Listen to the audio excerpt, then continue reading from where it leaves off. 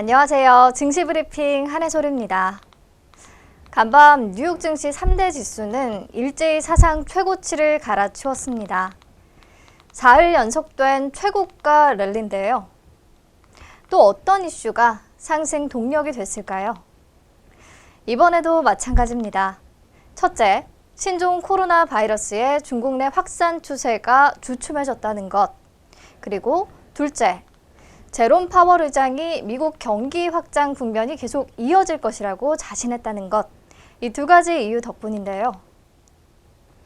중국 국가위생건강위원회에 따르면 지난 9일 3천여 명에 달했던 중국 내 확진자 수는 10일에 2,478명, 11일에는 2,015명으로 계속 줄어드는 추세입니다.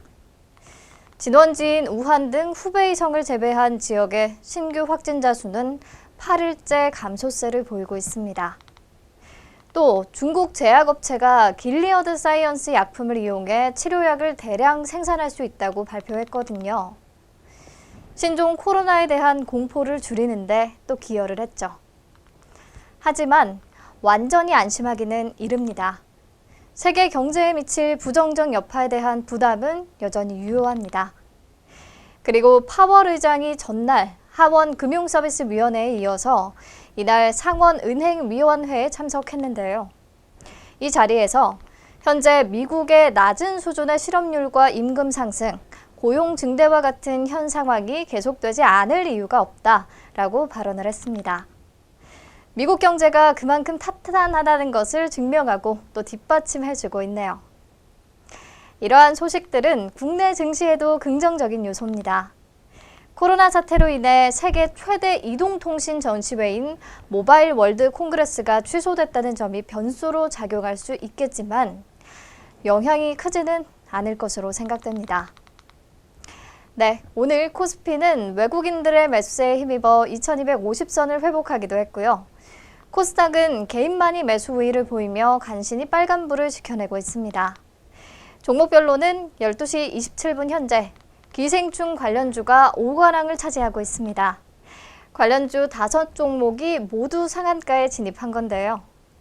기생충 제작사인 바른손 E&A, 그 계열사 바른손, 연이어 상한가 행진이고요. 기생충에 투자한 벤처캐피털, 컴퍼니 K와 Q캐피탈이 새롭게 주목받으며 가격 제한폭까지 급등.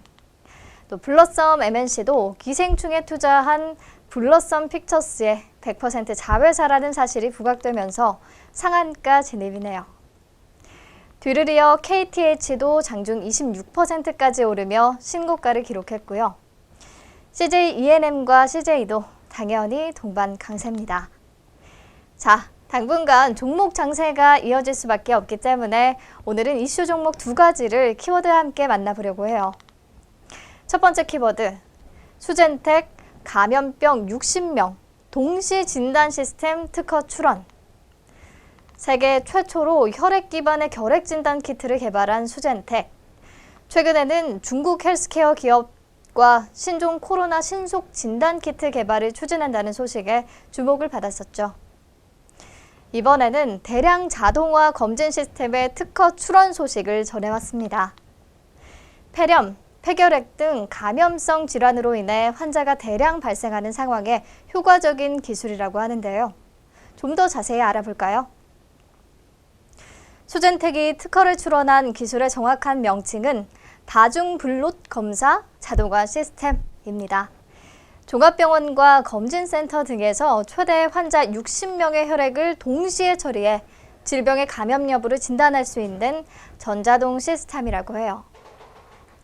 의심 환자들로부터 혈액, 전처리 시약, 키트를 시스템에 넣으면 검체와 시약의 혼합, 전처리, 분주, 키트 분석을 전자동으로 처리해서 실시간으로 모니터의 진단 결과를 보여줍니다.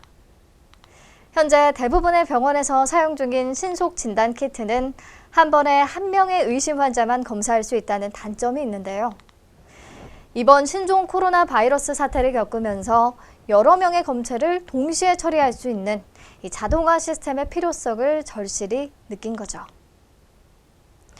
그런데 수젠텍의 자동화 검진 시스템 개발은 이번이 처음이 아닙니다. 이미 2013년에 세계 최초로 자동화 검진 시스템을 개발해서 국내외 진단회사들에 공급해오고 있어요. 수젠텍이 최초 개발한 이후에 현재까지도 유럽 2개 회사 정도만 상용화에 성공했을 정도로 개발이 쉽지 않은 제품입니다. 굉장한 경쟁력을 갖고 있는 건데 이번 특허 기술은 혈액을 활용한다는 점과 또 여러 명의 환자를 동시에 진단할 수 있다는 점이 또 차별화되는 부분인 것 같네요. 중국에서는 특히 필요성이 대두되고 있어서 관련 업체들의 문의와 제품 개발 협업 논의가 이어지고 있다고 하는데요. 이런 감염병에 대비해 이번 제품의 상용화도 신속히 이루어졌으면 합니다. 네, 다음 키워드 만나보죠. 두 번째 키워드, 서울 반도체 마이크로 LED가 먹여 살릴 때. 서울 반도체는 일반 조명, IT, 자동차 등 광범위한 분야에 적용되는 LED 제품을 개발하고 생산, 또 판매하는 종합 LED 기업인데요. 그동안 미중 무역 분쟁으로 인해 LED 조명 시장의 성장률이 하락했고 또 제품 가격까지 떨어지면서 매출이 큰 폭으로 줄었습니다. 이렇게 휘청거리는 서울 반도체가 올해는 다를 것이라는 분석이 나오고 있습니다. 이러한 전망에는 서울 반도체가 오랜 기간 공들여온 마이크로 LED가 드디어 빛을 볼 시기가 다가왔다는 판단이 자리 잡고 있는데요. 마이크로 LED가 뭘까요? 차세대 디스플레이 기술인데요. 마이크로미터, 즉 100만 분의 1미터 단위의 LED를 회로기판에 촘촘히 배열해 제작합니다. 빛을 내는 LED 조각을 이어붙이는 방식으로 패널을 만들기 때문에 크기와 형태, 해상도에 제약이 없고요. 유기 발광 다이오드, OLED TV처럼 별도의 백라이트와 컬러 필터 없이 색 표현도 가능합니다.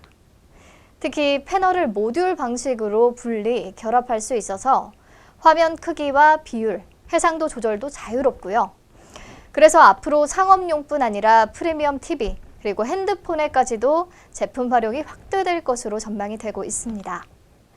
한 시장 조사 업체에 따르면 마이크로 LED 디스플레이 시장이 출하량 기준으로 올해 80만 대 수준에서 내년에는 270만 대까지 커질 것이라고 하네요. 이렇게 성장 가능성이 큰 시장으로 주목받으면서 마이크로 LED 시장 선점을 위해 글로벌 업체들이 R&D와 투자에 앞다퉈 나서고 있고요. 지난달 열린 CES 2020에서는 마이크로 LED 기술 경연이 펼쳐지기도 했습니다. 물론 서울 반도체도 참여해서 서울 바이오시스와 함께 마이크로 LED 신기술을 선보였죠. 서울 반도체는 마이크로 LED 기본 기술들을 이미 10여 년 전부터 축적하면서 수백 개의 특허를 출원, 등록한 상태고요. 지난해 말에 양산을 위한 투자를 진행하면서 실적 악화를 부추겼었는데 올해는 이 모든 피땀 눈물이 결실을 맺을 시기라는 분석입니다. 마이크로 LED를 발판 삼아 실적 반등을 기대해 볼 수 있겠고요. 조명 분야에서 공급 과잉을 유발했던 중국 정부의 보조금이 축소됨에 따라서 수급도 안정을 찾을 것으로 보입니다. 네, 오늘 수젠텍과 서울 반도체 두 종목 같이 살펴봤고요. 브리핑 여기서 마칠게요. 내일 다시 만나요.